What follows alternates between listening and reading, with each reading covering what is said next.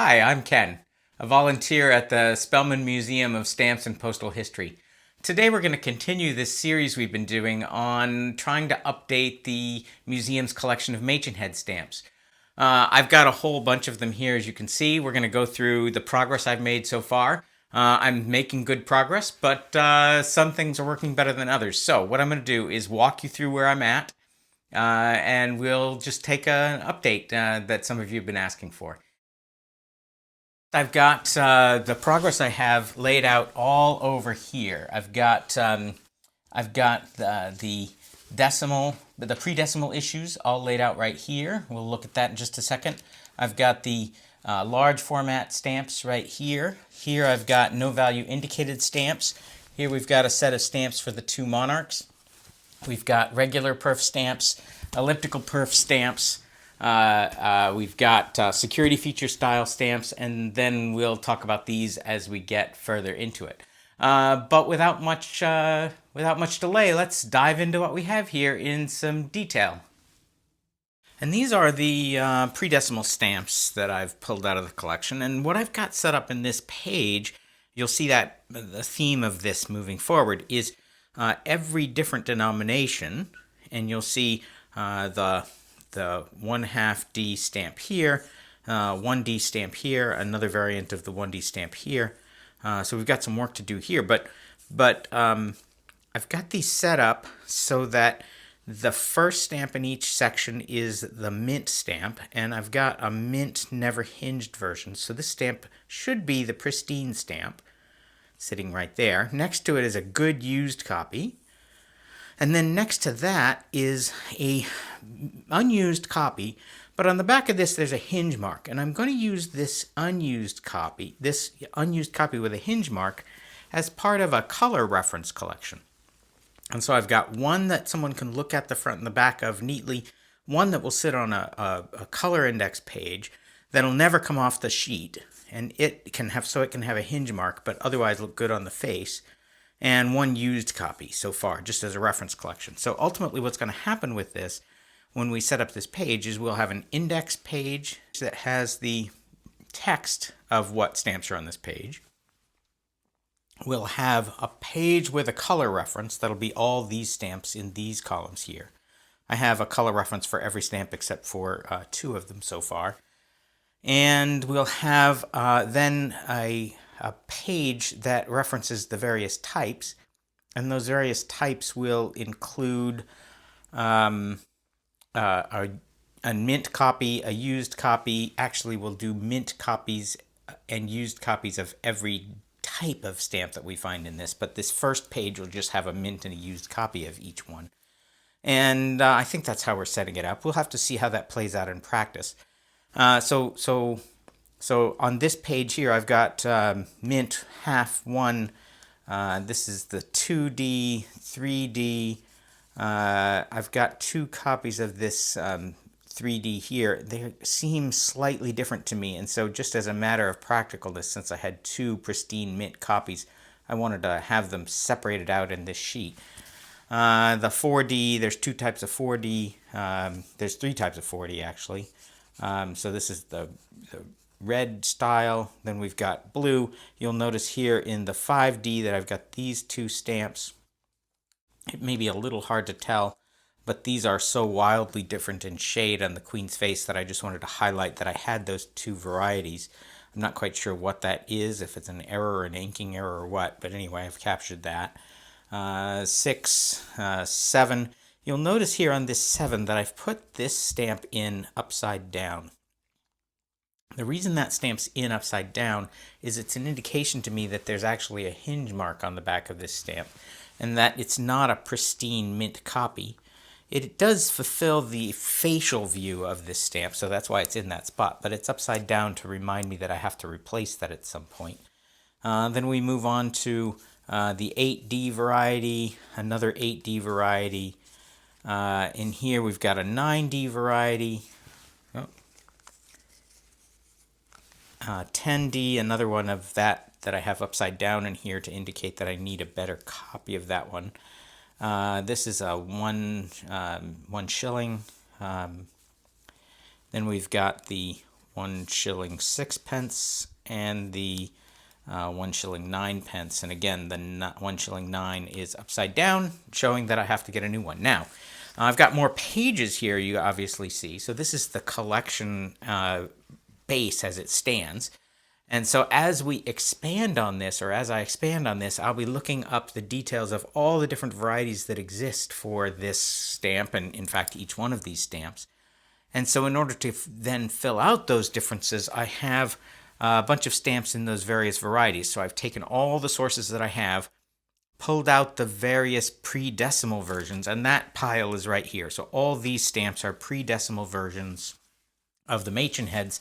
And so I wouldn't say that's my entire collection of pre-decimal Machins, but it's all the single stamps that I was able to pull out easily. There may still be some of these in that mixed box that I have to go through still, but I'll save that for a later task. So you can just see a whole bunch of varieties just hanging out here waiting for me to dive into the depth of this. Now, I've started doing some research. I'll put a table of that up on the screen.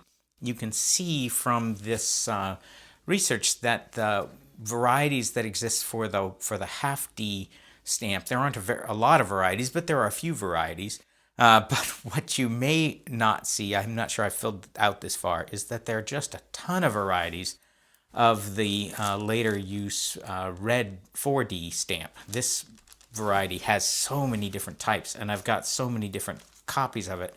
That's just really an indication of how long these stamps were in use for. So I still have a lot of work to do on the 5D, but I'm going to practice with some of the easier ones like this 1/2 D as I move along. Now, besides having all these loose stamps for this, I've also got some varieties here. And in particular, this 1D stamp and this 4D stamp came out in a pane, a stamp pane that was in a booklet pane. And I've got a copy of that. In fact, I have 2 copies of that booklet pane.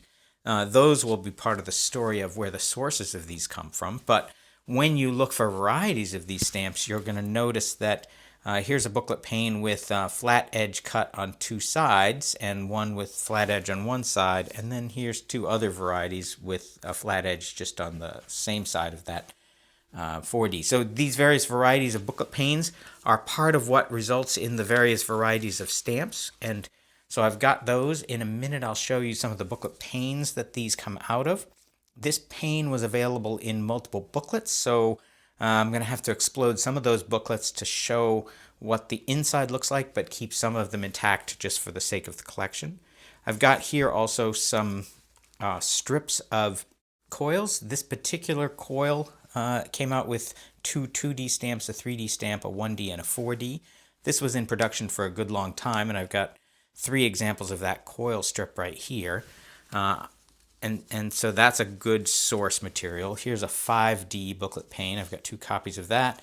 And then this is a sheet subset. So a lot of stamps came out in sheet. And in this particular sheet, we've got a plate block, essentially what the British collectors call a cylinder number. This is a cylinder number 1. Typically, I think these get collected in panes of 6, but I'm really not concerning myself too much with how with collecting plate and cylinder numbers on these yet. We'll see if we need to expand the collection to account for that, but that's a good example of one of the source approaches to this. And I'm saving this so that in the collection we can help tell that story. So we've got all these singles, we've got various sources, we've got a whole bunch of loose singles. I think we're ready to go with this collection. So let's move on. Okay, these pre-decimal issues are coming along pretty well. I'm happy with how those are going. Let's move on and take a look at the high value stamps. So for these high value large format stamps, we have a couple of different varieties of them. These came out in multiple series. We started out with the 2, 6, 5 shilling, 10 shilling, and pound versions. Then that was the pre-decimal versions. Post-decimal, we have we start with 10p, 10 pence, and go up to a 1 pound. And then later on, there's a new series that includes this 1 pound and these sub-value 130, etc. stamps that came out. Now, there are 2 versions of these stamps that I don't have a copy of yet. Again, if you have a copy of one of these and want to donate it to the museum, I'm more than happy to take those donations. I need a 5-pound blue stamp. I have a 5-pound blue here, but there's another 5-pound blue stamp that came out much later. And then there's also a gold 1-pound gold stamp that I don't have a copy of. Now, all that said, this is the index page of essentially the color reference of all the stamps that came out for these large format stamps. The only thing I think that's really kind of fascinating to me here is that this 1-pound stamp, you'll see, I'll put an image of it on the screen, has a loop on it in the pound sign, and then this version here doesn't have a loop on the bottom. Again, we'll put some kind of reference to show you that. But there's another version of this stamp here with a loop on the bottom. In a minute, I'll show you how you can tell the difference between the loop version that came out pre-decimal and the loop version that came out during the decimal period. Most people who are collecting just assume that the non-loop version is the post-decimal version and the loop version is the pre-decimal version, but that's not 100% true. So we'll make that make sense in a minute. Like I said, this is the index page. I've got some fairly good examples here. These three are upside down because they are stamps that have the cylinder number attached to the stamp. So they're cylinder number singles. And I don't want to rip the cylinder number off of these in case I want to collect those cylinder numbers later for the museum. But I want to get a copy that isn't, that's good for this color reference page without these cylinder numbers on them. So we'll get that at some point and replace these. What else do I want to say about this page? You see I have a couple of unused copies that need to be replaced, but otherwise this missing the 2 values that we talked about is the complete list of designs that came with this set. Now let me set that aside and move on to this page. In this page, actually these 2 pages are all the different varieties. I'm going to set this aside too. Are all the different varieties of these stamps. And this takes a little bit more space than this color reference. So what we're going to have is a color reference, a design reference, and then on this set of the album, we're going to have all the different varieties that exist for these stamps. And just like before, we have a mint copy. These ones that are head up are all pristine mint copies, no hinge marks, no problems at all.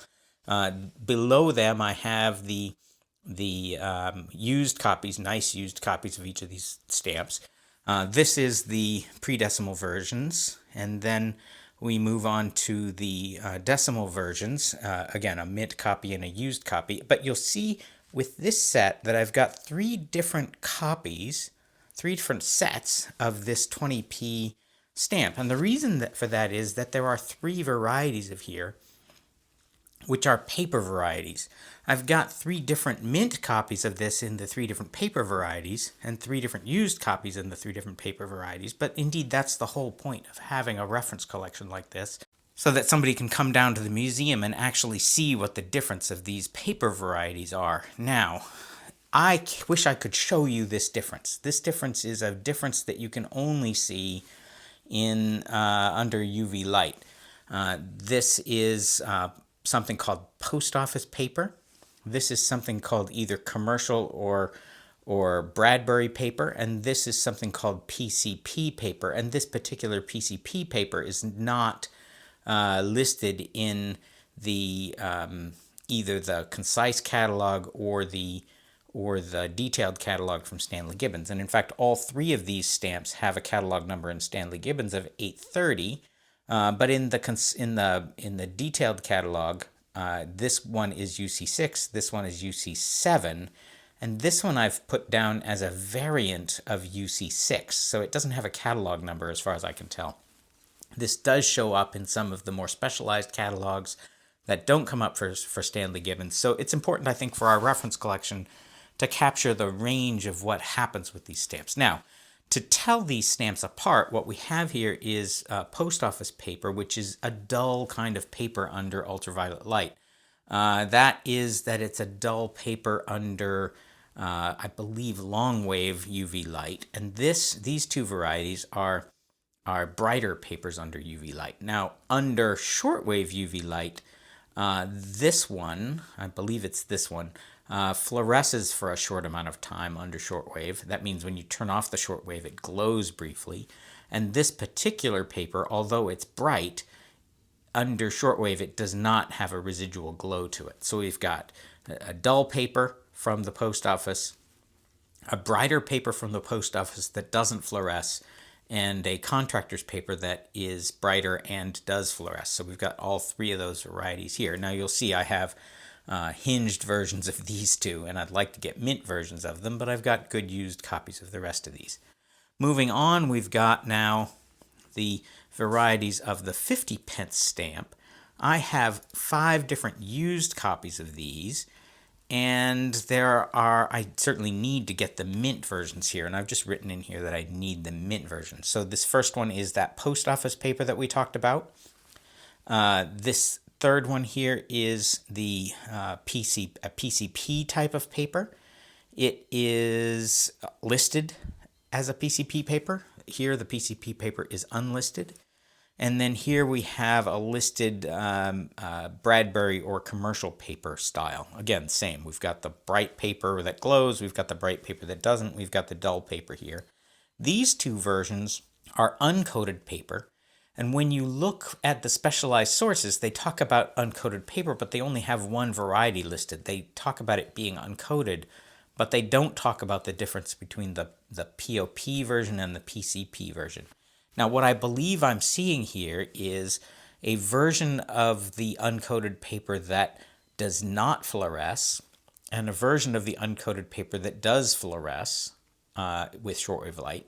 And so I believe there are 2 varieties here. Now, what I have to do is go back to the museum where they have a very powerful shortwave UV light, where I can actually confirm what I think is going on here.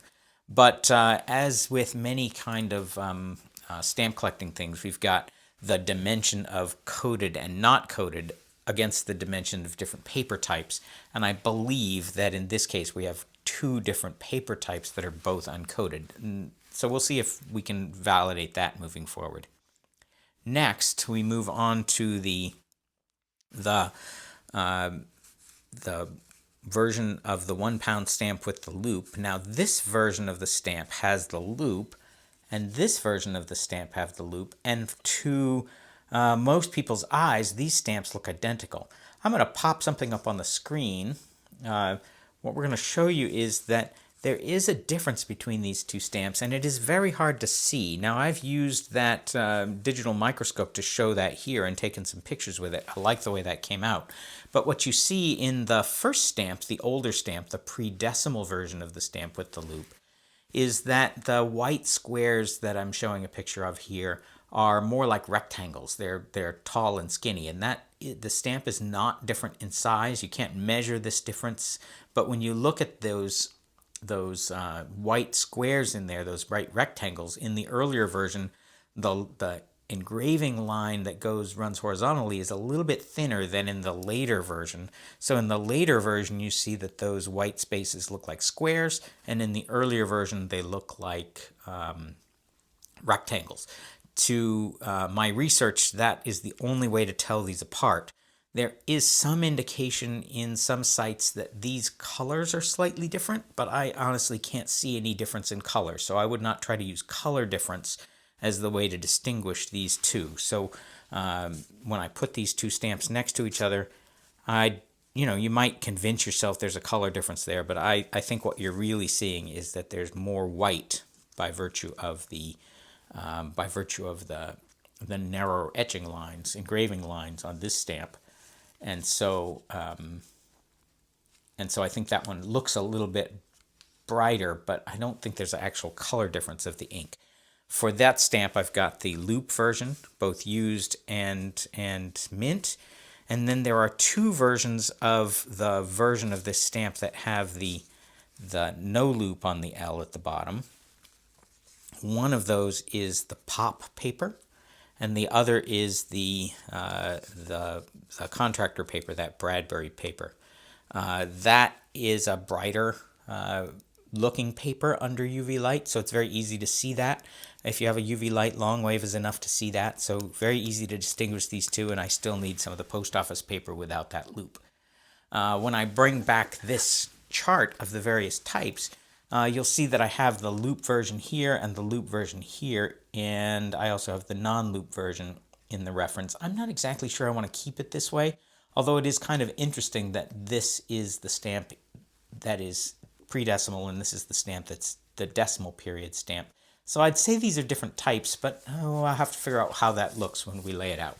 Anyway, we move on now to the stamps that are higher value in here, and we're a lot sparser in these stamps. In these stamps, we have two different kinds of the 1 pound green stamp. These stamps look identical. We've got, when I pull them out, you can't see a difference. But there is a variation based on the perforation style. Now I'm going to pop up something on the perforation style. One of these perforations is called a Kampf perforation, and the other is an APS perforation. This first image on the screen is the Kampf style perforation.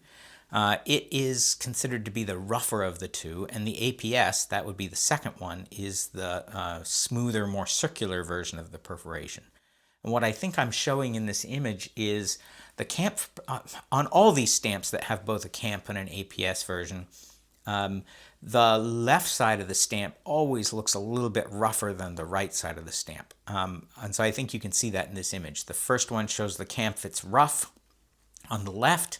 On the right side of the image, it's also rough and not as circular as you might hope. Compare that then to the second stamp, which is the APS stamp, and it's not as rough as the first one on the left, but it does look like if you looked at it, you could convince yourself that that's a rough version of this stamp.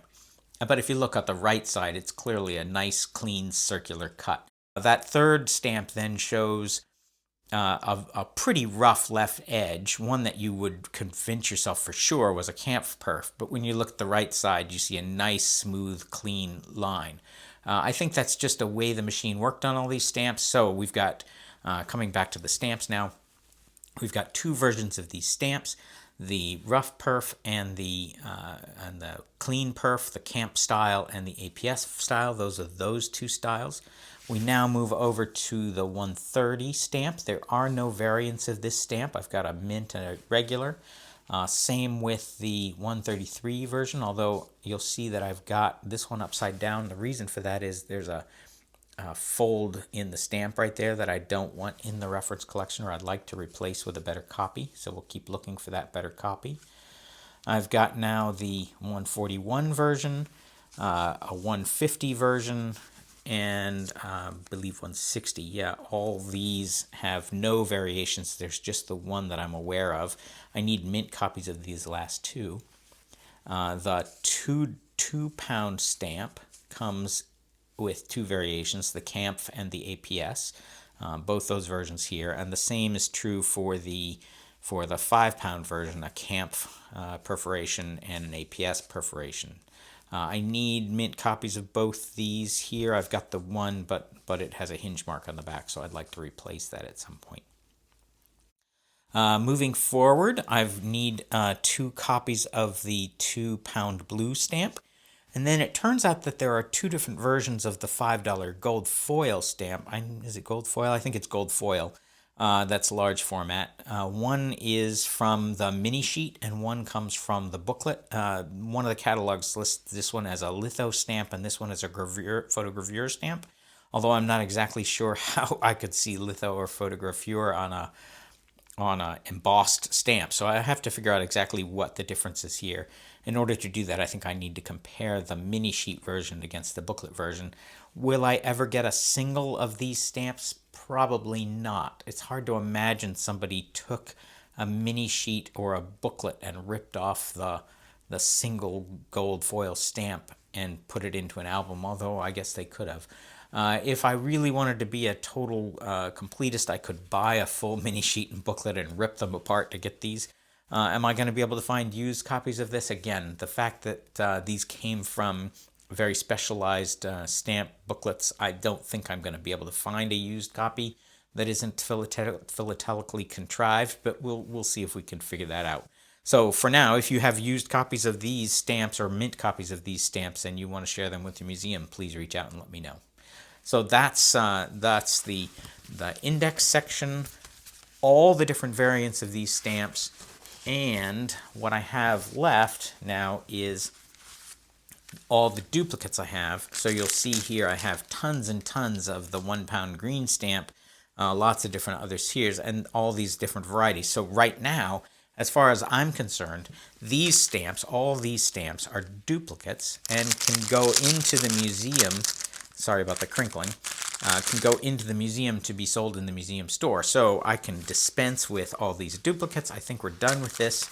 And this is the museum collection ready to be built up into pages and mounted. So I'm really thrilled with how this came out. Okay, these high value, large format stamps, really great progress here. I'm glad to have at least one section where I think I have a good understanding of the whole variability of these stamps. So it's nice. We've got a few more to get, but let's move on now. Next, we're going to look at no value indicated stamps. I have them here. So let's take a look at the no value indicated stamps. And here's the pile of no value indicated stamps. I've got a lot of duplicates of both the syncopated and non-syncopated perforated versions of both the first class and second class stamps. These were very common postage in Great Britain for a while. I'm just going to set these aside because they're just going to crinkle and get in my way. I've got the same thing going on with this gold version, a lot of copies of it. When I first started here, I started to save all the extra versions I had right here on this page. So for this page, I have these first two rows are the non-elliptical perf versions of these stamps, and I've got the mint copy here, a section, a group of used copies. This is the non-elliptical in a different shade. This is the black shade of this, unused, and then used versions. This is the blue shade of the second class postage stamp, and a lot of variants here. The non-elliptical version of the first class postage, and a lot of variants here. Now, all these are the non-elliptical images. These two sections, actually all the rest of this page, is the gummed versions that have elliptical perforations. You can't tell the difference between these two designs, except that this one has perforations going the same way the whole length of the stamp, and this one has those elliptical perforations. So I've got a couple of copies of mint versions. I haven't gone through to look at all the variants of these yet, so that's why I'm keeping all the duplicates here. Except for the duplicates that are in those bags. These are all the copies that I have of these stamps with the blue, but we've got a lot of blue. There was a value and proportion version, which is labeled very similarly. It says second on these, and it's blue. This one is second in smaller letters, and it's blue. As far as I understand, these serve the same function, but I'm not 100% sure of that.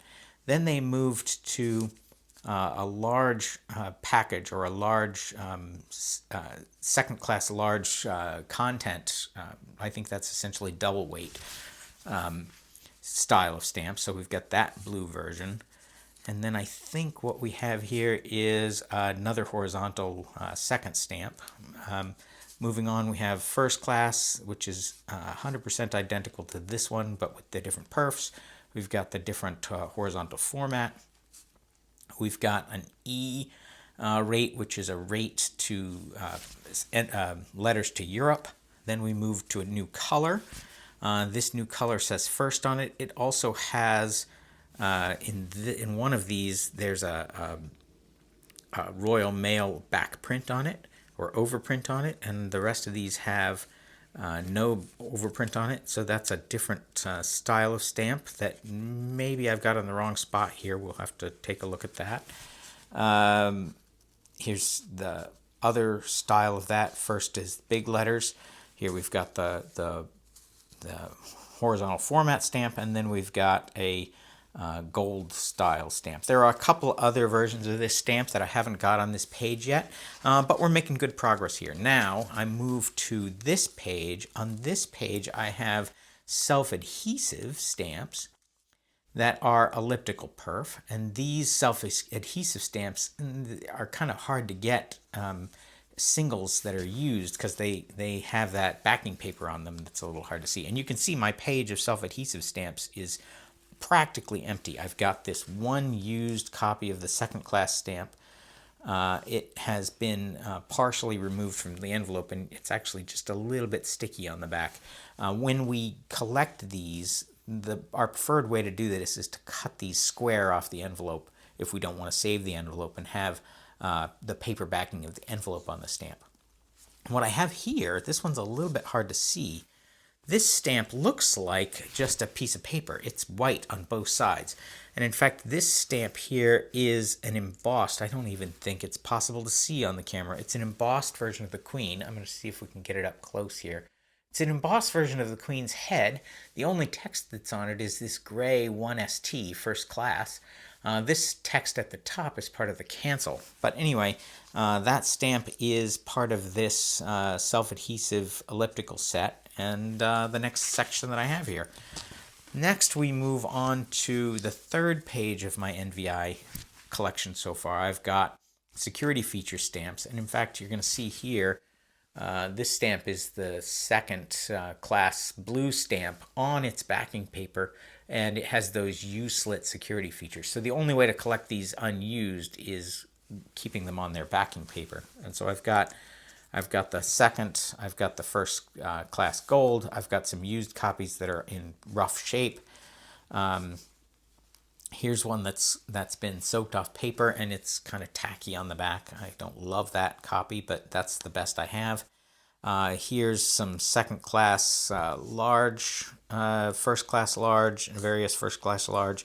This one is a used copy in silver, and this one is a used copy on paper. And I show you this because ultimately what's going to happen in the collection is we're going to cut this about 1 millimeter from the edge so that it is a nice pristine used copy for the collection. Maybe I'll cut it to the exact same size as the mint copy's backing paper just to make it consistent in the mounts. Anyway, that's the security features NVI stamps. And then finally, in this same vein, we have service indicator stamps, and we just got lucky, and someone had donated their collection, which had the postcard rate, the Europe up to 20 grams rate, up to 40 grams rate. This is worldwide up to 20 grams, 40 grams, and then these two copies are recorded signed for first class, and this one is recorded first class large. I have these mint copies, which is fantastic. I don't have any examples of these used, and this is not all that's available in the service indicator space. So good progress here, better progress than I expected to get in these, especially for these service indicator stamps. This is quite a nice find, but let's move on now. Okay, so these stamps are starting to move into the region where it's getting harder to find examples of all the modern stamps. Let's set these stamps aside and look at the next set, which are the two Monarchs issues. These are the two Monarch issues. You'll be able to see in just a second that we are making some progress here, but don't really have it under control yet and don't have as many stamps here as we might otherwise like. I'm really sparse on these two Monarch stamps. This is a set that came out with, I think, 6 different varieties. Maybe there's a seventh down here. I'm not exactly sure. It's not that important. But you'll see that I have used copies of 5 of them. We're certainly missing that used copy. And then all that's going on in this page is that I have the mint copy here in this column. Only one variety of that, although I have a second copy of that mint stamp, and used copies in this second column. And then what I've done is take every copy that I otherwise have found so far, sorting through all these stamps, and put them on this page, because there just aren't very many of them in our backlog of stamps. I've got one duplicate mint, and all the rest of these are used stamps, and I started to get too many of these, and so I pulled off these stamps right here into a little packet that I've set aside. So for now, we're making some progress, but with these stamps, we're only just making some progress. We're not certainly ready to call this a reference collection. So these are kind of fun stamps. I think we're making some good progress, but there's a lot of work to be done on these. Let's move on to the regular issue stamps. For these stamps in my collection, I have a cheat sheet, and it's 2 pages long, and we'll dive into how I use this cheat sheet and this, and what I'm thinking about doing in terms of organizing the album pages that we create. So let's take a look at these now. So my index page here is kind of intense. It has columns in it for rows for each of the different stamp color combinations, but also has all the photogravure versions and all the lithography versions here, as well as the number of bands on the stamp, 2 left bands, 2 bands, left band, center band, right band, all over phosphor and phosphorus paper. So all those varieties exist for these stamps listed here, but this gets a little bit hard to parse. So in our final collection, we will have a table like this that helps guide people into what's in the collection. But on top of that, we're going to start out with a color reference. We've talked about this before, a color reference to all the stamps. So each stamp in this 2-page spread so far represents just a single line on this paper. So 1/2 turquoise blue is that stamp right there. The second one, 1 pence crimson, that's that stamp right there. And we will continue to, and I've continued to kind of fill out these pages with color reference stamps here. Now, like our pre-decimal stamps, these color references stamps are the second best issue that I have for that stamp. So many of these have hinge marks on the back, and some of them have writing on the back. Please don't write on the back of your stamps. That just makes them not as nice as they could be. So I've got pencil marks on some of these. I've got hinge marks on some of these, but otherwise I'm doing pretty well in collecting all the different color varieties. You can see a few sparse spots in this collection. That said, there are 2 things I think are interesting here. One is these 2 stamps. These are the 10 pence stamp, and there are 3 different stamps here that, to my eye, have different shades. Now, as far as I'm concerned, these are shade differences, and I'm not quite sure whether we at the museum want to collect on this color reference page these various shade differences, even though they're not fundamentally different stamps. So I've just kind of set them off here for us to kind of figure that out as a later step. The second thing that's interesting here is this pair of stamps here. These stamps are 13 pence stamps, both with regular perforations. But this one here is the natural color. What color is that? I'll look on my chart. It's supposed to be a pale chestnut color. This one is the one that's pretty common. But this color here, which actually looks more pale chestnut to me, is a color that's not listed in the book, and it's wildly different. These are not the same color stamp at all, but I see no listing in Stanley Gibbons for these 2 colors. Now, Stanley Gibbons does list 2 different colored stamps, one pale chestnut and one olive gray. This is the olive gray, so I know I've captured the 2 different colors that exist. But something really interesting is going on with these 2, so I'm setting those aside for now. Those are 2 interesting colors, and I'll figure it out here. So this page in the collection will be a color index into the rest of the collection, and then we move into the pristine versions, the reference collection, and that is on this page. And again, you see I've got a mint version in this column, and the second one is a good used version. This is 2 different shades. I've got photo and litho versions of the 2 pence stamp. This is an index essentially of all the varieties, and that will point to a page with all the different variations of each of these stamps. So whether every stamp is going to have its own page. I haven't done that much research yet, but we do have the various types of these stamps. Now, when I look at albums that are made up for these stamps, they sort the stamps by the various year varieties. So the album will have a section of Harrison photogravure prints with 2 bands, and all those stamps will be clustered together.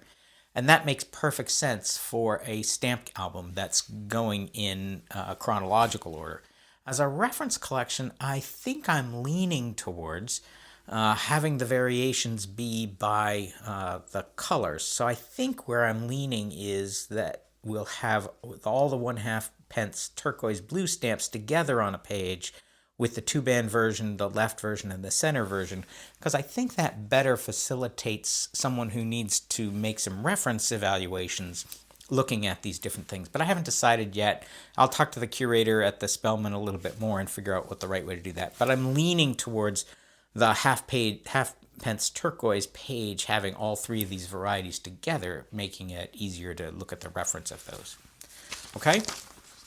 So you can see on this that we're making good progress here. Almost everything here is filled out with used copies. I'm missing some mint copies. Over there on my table, you can't see that. I think I'll show it. You've seen it in other shots during this video. There's still a lot of stamps to go through, and I may be able to fill out some of these missing mint copies. We'll see how we're doing there to fill out those missing mint copies. You'll also notice on this that I've got a bunch of stamps here that are upside down. That means the same thing here, that it's always meant that something's wrong about that stamp and I want to replace it. I've got this page which goes from 1/2 pence to 6 pence. Then we've got 6.5 pence to 13.5 pence. Then we've got, moving on, 14 to 22. 22 to 34, and lastly we've got 34 to 75. Interestingly, on this page, the 75 comes in a photo version and a litho version, which sometimes get listed as shade differences, but I think it's much easier to see these in terms of photo or lithography differences. And that is the entire of the regular perf water-activated gum stamps. So I think we've got good progress here. Let's move on to the elliptical versions.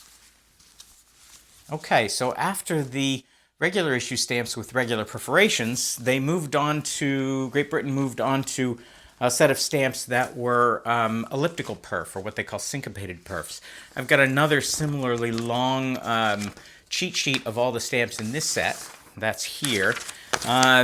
And this set of stamps coming later is a little bit more sparse than the earlier stamps, but we're making good progress on these too, so let's dive in and take a look at these. So these are the elliptical perf versions of these stamps. Again, you'll see I've got a whole 2-page sheet that lists the different types. This is laid out in exactly the same way, 1 row per denomination color combination, and a column for photo lithography and photogravure and lithography, and then the different band types and paper types listed here that are in the Stanley Gibbons catalog. These are the stamps that have the Y catalog numbers. The non-elliptical perf, the regular perf stamps have X catalog numbers in Stanley Gibbons. So this is all here. These are all the denominated value indicated versions of those stamps. You can see as we move on here that these stamps are sparser on this page. As we get more forward in time, the kinds of the volume of what people have collected gets smaller, and we can just see that as we move in this collection.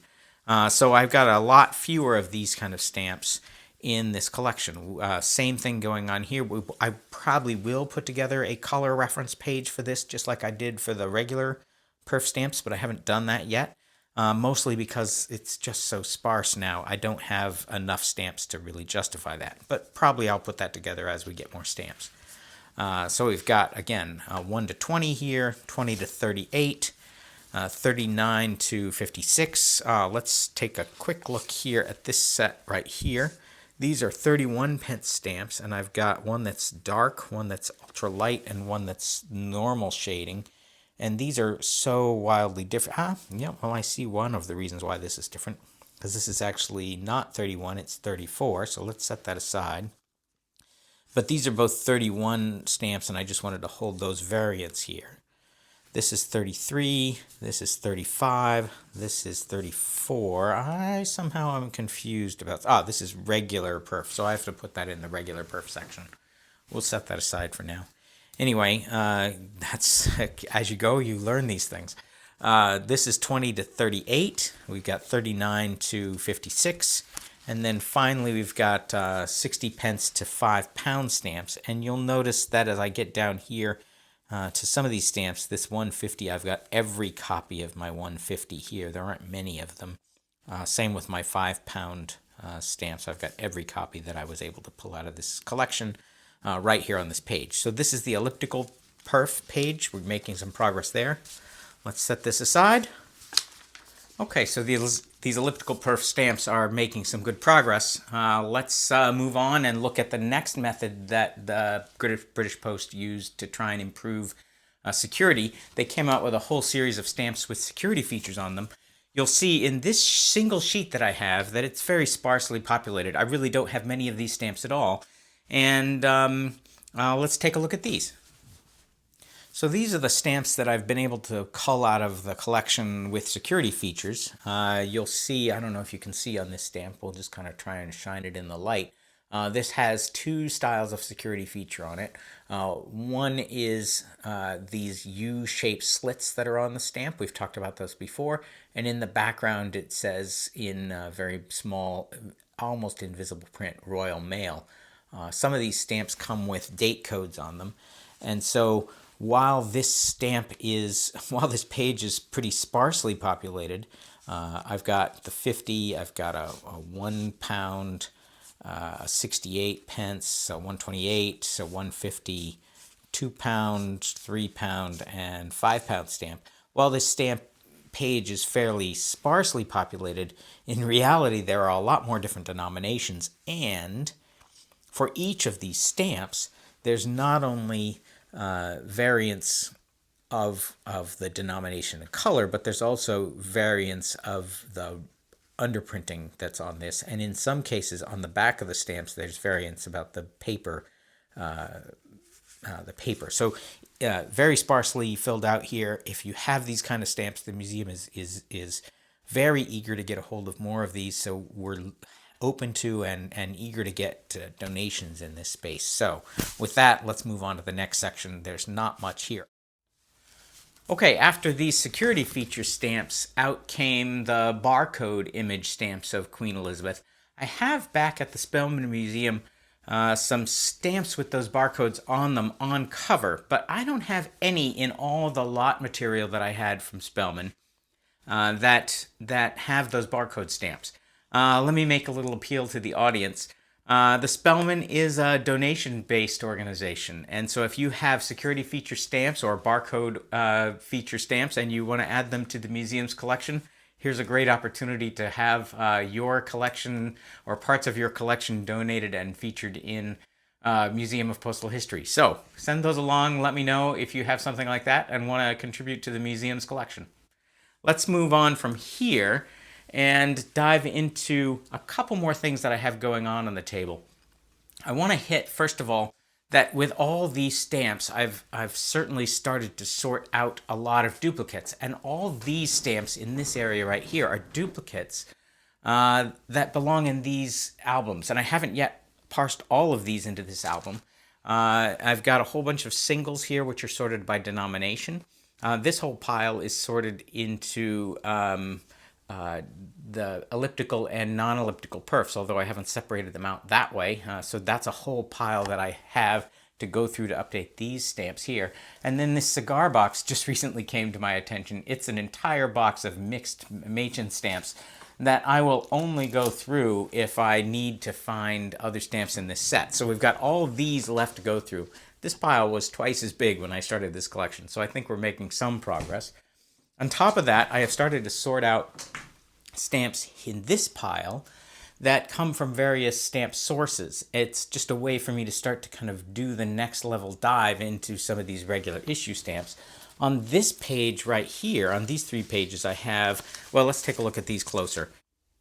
So on these sheets, I have various tenant pairs and sets of stamps. I haven't gone through to look at all the varieties that exist here, but you'll find these Machins that come with two stamps connected. That's either because they're part of a booklet pane that came that way, or part of a coil strip that came that way. So I've got a bunch of these that I need to go look through. As part of getting this collection of this reference collection together, I need to validate the source of some of these stamps, that they either came from a coil strip or a booklet pane or a sheet. Having these versions here both help tell that story in the reference collection, but also become a reference in their own, because I can validate based on having a copy that's connected, that's what the connected version looks like, or the coil version looks like. So that's what these are here for. So I've got this page in the collection, I've got all these in the envelopes, I've got this second page and a third page. So I've got a fairly decent start on these stamps. The other thing that's interesting, I said, is these source booklets. These stamps came in various sources, and so I'm trying to get a reference collection of those sources as well. So besides these C-tenant pairs, these stamps all came out in what's called presentation packs. And here's an example of a presentation pack. Let me see if I don't want the glare to happen on that. So this is an example of one of those presentation packs.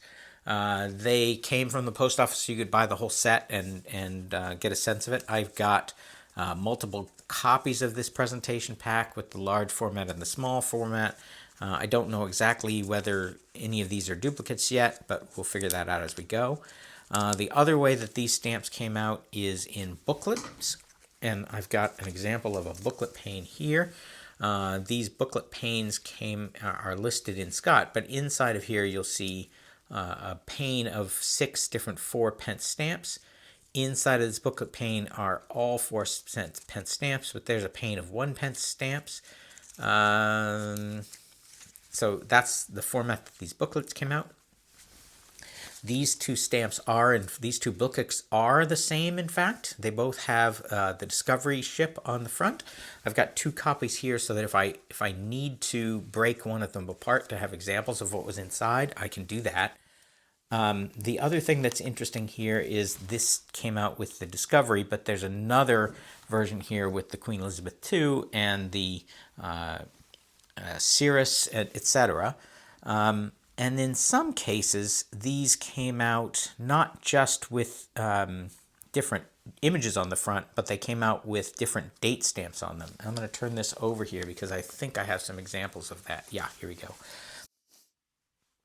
These two booklets, these 2 10-shilling booklets, look identical, and they have the same stamps on the inside, but on the back of this booklet, this one is listed as August 1969, and this one is as November 1969. And collectors collect these variants by date, and so I have the 2 different versions of the book. These are not the full set of all the booklets that these came out, and I will be looking for the reference collection to get a full set. But when you collect these booklets, pay attention to the date stamps that are on the back of them, because those matter. And then the last thing I want to show is this booklet here, which is also a booklet, Stamps for Cooks. And this is one of the ways that pre-decimal stamps came out. It came out in these large panes, and every other pane is a recipe, but every other pane is stamps. So this is just a fascinating way for these stamps to have been released. There is one pane in here. Yeah, there we go. One pane in here that has a large variety of stamps. Now, these booklet Stamps for Cook are fairly common booklets, but they come in 2 formats. One has stitching along this edge, and that's the common one. The other one has staples along the edge. So if you find one of these Stamps for Cooks booklets that has staples along the edge, that one's really valuable. So save that one and make sure you keep it. Anyway, these various sources of these books are one of the ways that we tell the difference between what variety of stamp we have, and so this reference collection needs to have all these different sources in it. Okay, so these are fascinating, and I think this is going to make a big dent in trying to find the source material, to find all the different varieties we're looking for. So let's get those put back into my neat pile. And the next thing we're going to look at is this pile right here. This is a pile of Machins from Northern Ireland, Scotland, Wales, etc. And so let's take a look at what we have here. I'm not going to try to get into an explanation about how the United Kingdom or the British Isles or all the various ways these areas get talked about. But I do want to highlight that Machin stamps came out not just for the regular Great Britain stamps, but also with various indicators on the top for Northern Ireland and for Scotland. And Northern Ireland has the hand in the shield, hand in the star version with the crown. Scotland has the version with lion in the top corner. Wales and Monmouthshire has dragon up in the top corner. And then finally the Isle of Man has a three-legged symbol, three-legged spiral in its item. So there are Machin stamps for all those different jurisdictions. I think I've put together a fairly complete, you can see a fairly complete set of those stamps here, and for each of those jurisdictions there are 2 different pages going on in all the different stamps. So we've got a fairly complete set of mint and used versions of these, not complete, but fairly complete. So we've got a set for Wales, we've got a set for Scotland, that set is pretty complete. And we've got a set for Northern Ireland. Again, that set is fairly complete. And then finally, this is the set for Isle of Man, and Isle of Man only released 4 stamps, and we have all 4 of them mint. Unfortunately, we only have 2 of them in used condition, so I've got some work to do on this collection. As with other pages that we've looked at, we have so few of these stamps in the collection that I've saved all the copies that I have here on the same page. So I've got the whole Isle of Man set here. I think when you saw the bigger picture of the screen, you saw over there a whole bunch of other stamps which are duplicates. All those duplicates are associated with Northern Ireland, Wales, and Scotland. So we've got that. While I was at it, almost every collection I saw had the other stamps from those regional issues. And so I figured as long as I was putting together this set, I would also do a similar thing for the rest of the stamps in those series. So we've got other stamps for Northern Ireland on this page. Not a complete set, but pretty close. We've got the stamps from Scotland. I think this is pretty close to complete except for the modern issues. Nice souvenir sheet of one of them down here. Wales has a set of their stamps that are regional before and after, before up here and after down here, the Machin stamps. And then on this page we've got Isle of Man stamps here, and down here we've got stamps which are London regionals, and there are no London regional Machin stamps. And then we've got stamps from Guernsey which are not Machins, and we've got stamps from Jersey which are not Machins. But otherwise that's the whole collection of regional issues all in one place. So Machins, non-Machins, but still, the museum will have a nice collection of all these things. So these are great. I think we've got probably the whole set here, or pretty close to the whole set. There are a few holes, of course, but I think we're doing pretty well with these. On top of that, I've got a whole bunch more stamps here for that set to go through for varieties. But on top of that, I have a couple of these presentation packs for these regional stamps, and these are kind of a nice thing to have in the collection, so those get added to the collection. And otherwise all the stamps over here are duplicates that fit into this series. There is one more thing that I'm going to just share. As I've been preparing all these stamps, I've also been working at the museum, and I was looking at a box that happened to be in the vault that was next to the British collection, and inside of that box was a whole bunch of pages of Machin head stamps. Let's take a look at those.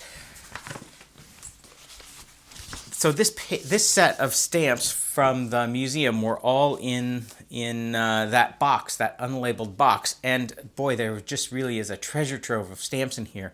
And for a moment, I thought that maybe someone had already done this project and finished up a full collection of the Machins. So let's take a look at what we have here, and we'll decide what to do with this. So I opened this box in the vault in the museum, and it was the way the museum vault is laid out is we've got steel case shelving. On those shelves are various albums. We've got the British section filled out with Victoria early issues, Edward VII issues, George V issues, and then more modern issues. The Machin head collection is part of those more modern issues. Sitting next to it was a nondescript gray box, the kind of thing that on a shelf like this, a curatorial shelf, would have envelopes and other kinds of memorabilia that might go along with the collection but didn't fit in an album. And I just was curiously opening that box, and inside that box I found about half the files in this. This first page I'd already taken care of. This first section I'd already seen and had put it with the rest of the collection. These are used copies laid out of the X versions of the stamps. So nothing new to see here. We've looked at these before. But this is a nice collection of Machins in used format. So I have to tip those into what we already have. But given that I'm still trying to figure out how to structure the album, I don't want to tear this apart quite yet, because this is potentially the album that we're going to use for this collection. I kind of doubt it at this point. I do want to point out something as long as I'm here to show that different album manufacturers are not only different in how they lay out the album, but they're different in the way they bind to the album. So this album, these album pages have a 4-ring hole structure. This one from Stanley Gibbons has a whole bunch of holes on it. Here's that 4-hole version again. This version back here is the Scott version. It has 3-hole punch and these big square versions that some of you might have seen. And then what else do we have here? Is there another format? Yeah, there's more of the multi-hole version. So anyway, you know, you're not just picking the layout style or the editorial content style of these albums. You're also picking the binding style. So this album choice is fraught with lots of different decision making. I think after everything I've seen, we are still going to make our own album pages for these stamps. I'm not certain about it. We'll have to keep going and figure that out. But right now, I think we're leaning towards making our own album pages. So anyway, this we were already aware of. But in that box that I pulled out were all these other pages. And when I opened these pages, my heart almost sank for a minute, because some of these pages are actually quite complete Machin collections. It made me think that someone had already done all the work that I was so diligently doing.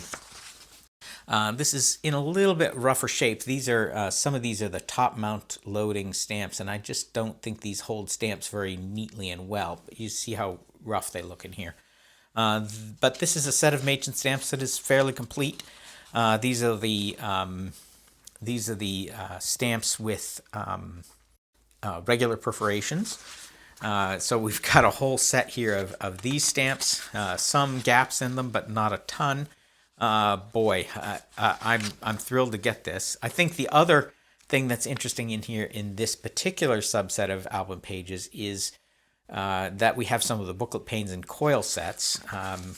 Here's some more of them. I think that's wonderful to have those pristinely captured. The other thing is you'll see that I've got a lot of these pages. Then we had another album, a second album of the same style stuck in here, and it has more stamps from more of the same stamps from Great Britain in that. So those need to be folded into and figured out in there. Now we've got a third album that was in that lot. This is essentially white paper that's been printed on. I don't love the look of white paper. I'm pretty sure we'll do some kind of cream-colored album. I think white paper somehow looks unprofessional, but I'm not quite sure why I don't like it. Anyway, there's a lot of nice stamps on these pages as well. identified and put in place. I do not trust other people's identification.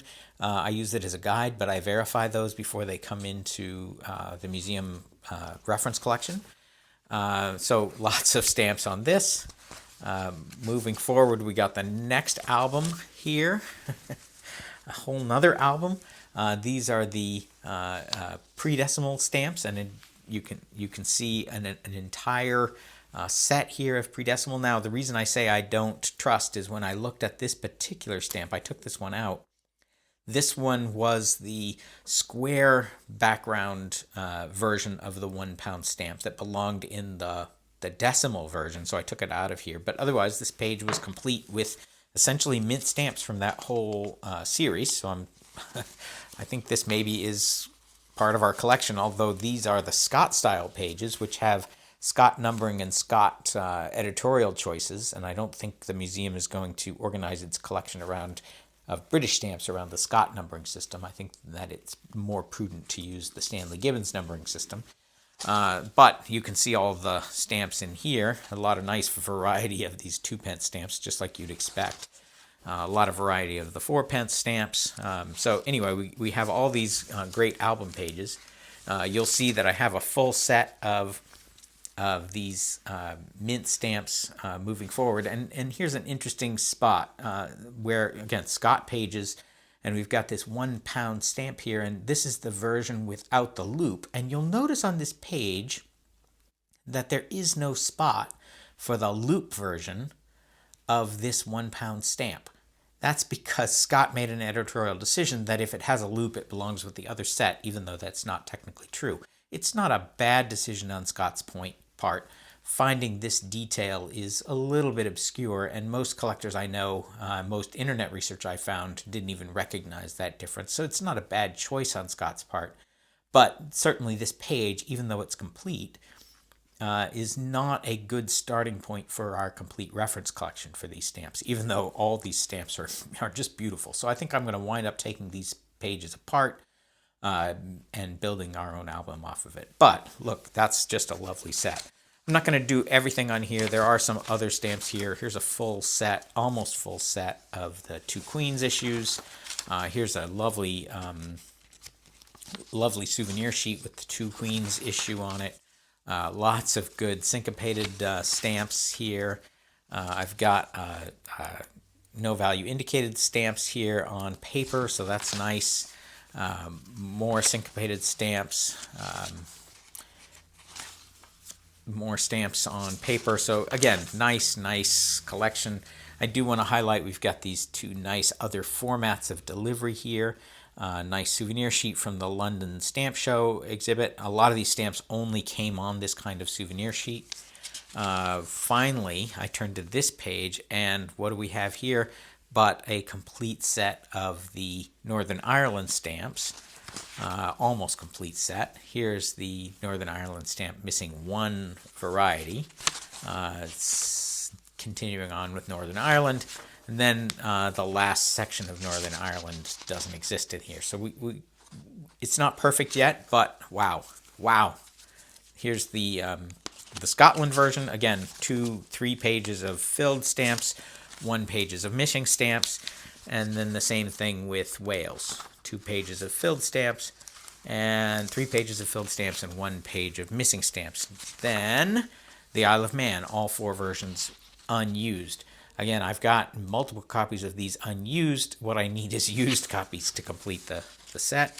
And then finally, I turn to the second album, and here is another full set of these stamps. So we've got 2 different styles of album pages, 2 different organizational layouts, but 2 albums just loaded with stamps, which I had built essentially from scratch.